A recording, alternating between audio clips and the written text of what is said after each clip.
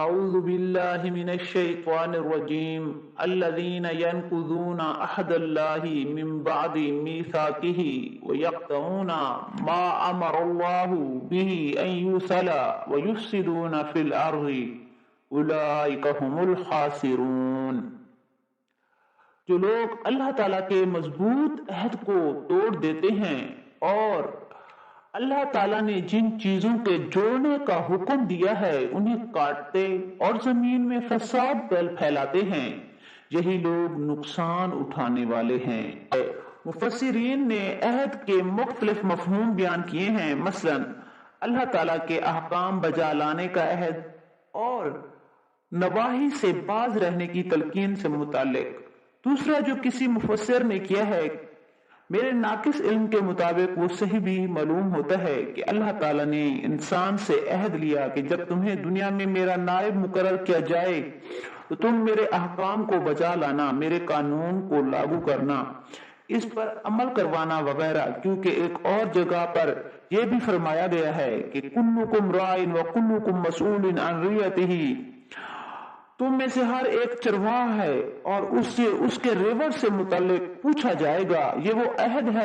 جو حاکم وقت کے لیے ہے،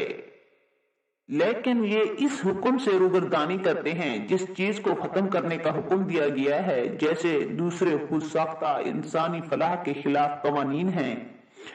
جن کی ابیاری کے لیے تمام ظالم طاقتور گروہ سرگرداں ہیں، جن کا مقصد صرف چند لوگوں، چند اشخاص کی بھلائی ہے، باقی تمام کل جملہ انسانیت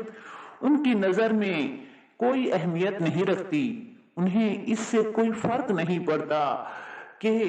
ان کے ساتھ کیا ہوتا ہے۔ اسی ناانصافی کو ختم کرنے کا حکم ہے، لیکن یہ اس عہد کو توڑ دیتے ہیں اور اپنے مقصد کے لیے زمین پر فساد برپا کروا دیتے ہیں جس میں مظلوم انسانیت ہی کا خسارہ ہوتا ہے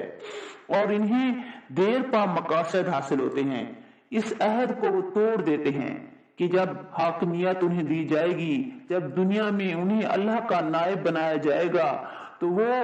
اس میں امن پیدا کریں گے، زمین سے فساد کو ختم کریں گے اور اللہ کے قانون کے خلاف جتنے بھی قانون ہوں گے اس کو بھی ختم کریں گے، لیکن یہ بالکل ایسا نہیں کرتے،